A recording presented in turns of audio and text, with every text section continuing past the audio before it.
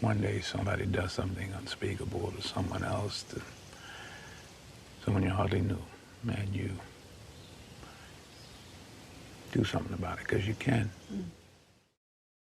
AL.com and get this story out of Alabama. Alabama legislators plan to rewrite the state law on civil and criminal immunity for police officers, an effort that Governor Kay Ivey said is part of a larger initiative to back the blue. Oh, a bill by Representative Rex Reynolds, who's a Republican out of Huntsville and a former Huntsville police chief, will be up for discussion Wednesday in the House Judiciary Committee. Ivey and Republican leaders in the legislature say bills to support law enforcement and fight crime are important goals for the legislative session that started last week. Quote, to back the blue, we will provide law enforcement with enhanced legal protections that allow them to carry out their duties courageously and effectively without fear of Monday morning quarterbacking in the courts, said Ivey. And that was during her State of the State address. State law and court precedents already provide immunity for police officers unless they act willfully, maliciously, fraudulently, in bad faith beyond his or her authority or under a mistaken interpretation of the law. House Bill 202 by Reynolds would repeal the existing law and establish a new form of legal protection for police. Reynolds said the new law would be more clear and specific. Police acting within their discretionary authority would be immune from civil lawsuits unless they act recklessly without law enforcement justification or take actions that violated a clearly established state or federal statutory or constitutional right of the plaintiff. Courts would automatically put cases on hold while they consider whether to dismiss them because immunity applies. Now, Reynolds' bill also applies to criminal accusations against police, such as cases involving use of physical force. House Bill 202 says police are justified in using and they're immune from criminal prosecution for the use of physical force against a person in the performance of conduct within his or her discretionary authority, unless the use of force violates the person's constitutional rights to be free from excessive force. Sounds kind of broad. Under the bill, a police officer accused of excessive use of force would be entitled to a pretrial hearing to determine whether immunity applied. The case would be automatically stayed or put on hold until the court decided on immunity. Quote, it simply pauses the situation, and the officer has a right to a hearing and to determine if, in fact, his actions taken fall within the scope of his duty, within policies in the manner in which they were trained, said Reynolds. Now, Reynolds said the pretrial hearings would be similar to those used under Alabama's Stand Your Ground law, which provides immunity for citizens who use force against another person in self-defense under certain conditions. If a citizen claims that they fired a weapon in their defense, and they have a right to a hearing to determine if, in fact, the circumstances provide for that law, said Reynolds. He goes on, well, this does the same thing. You have a hearing of facts and circumstances, and for a judge to determine whether this immunity law applies to that situation. Reynolds said he worked with the governor's office on the bill. He said he is still open to possible changes in the legislation, but he said the goal is to make the law more clear. He said when they are covered by this law, where they have immunity and where they do not, we clearly lay out both sides. We clearly say if they have violated someone's constitutional rights and they did this outside of the scope of their duty, then they are not covered by this law.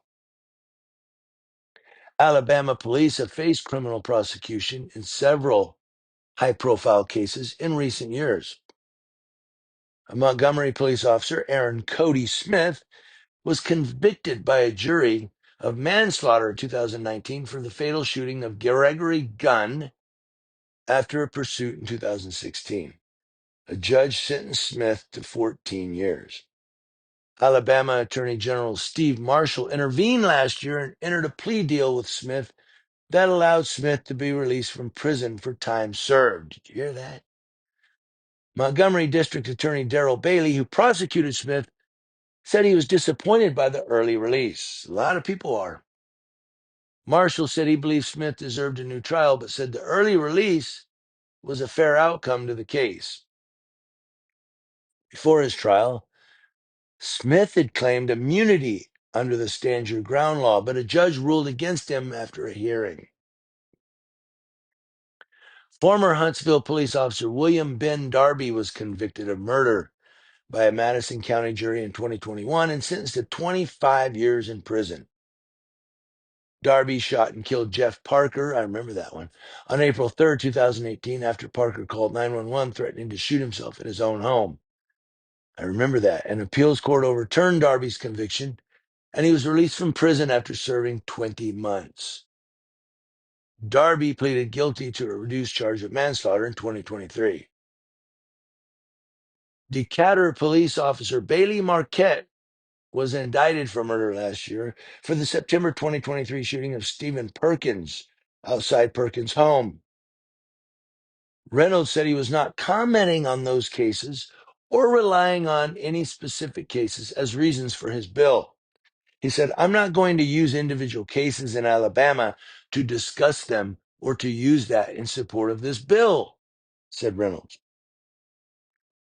Reynolds was elected to the legislature in 2018 after a 35-year career with the city of Huntsville.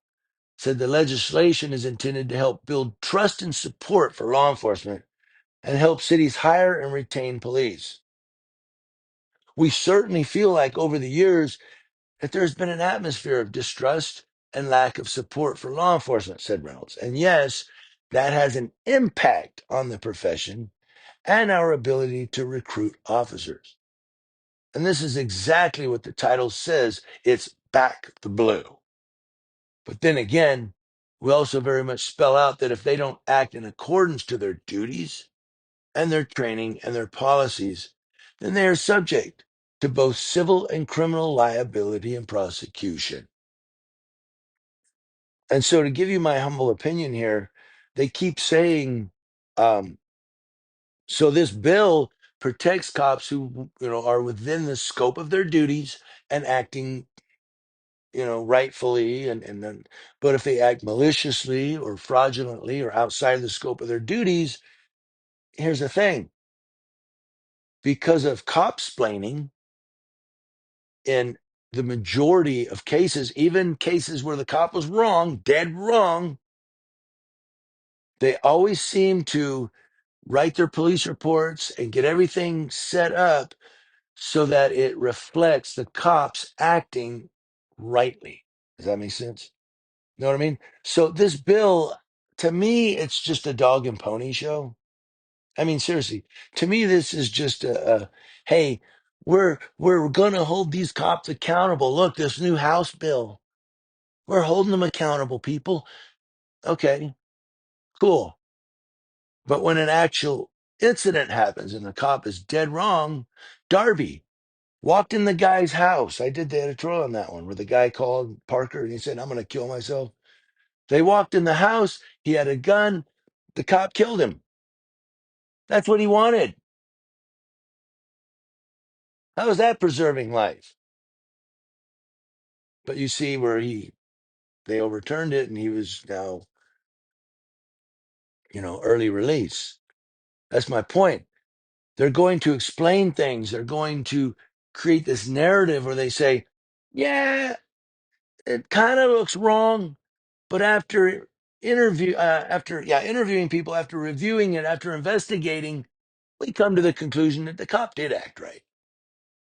So what's this bill for? In my humble opinion, it's a dog and pony show. I want to know what you all think.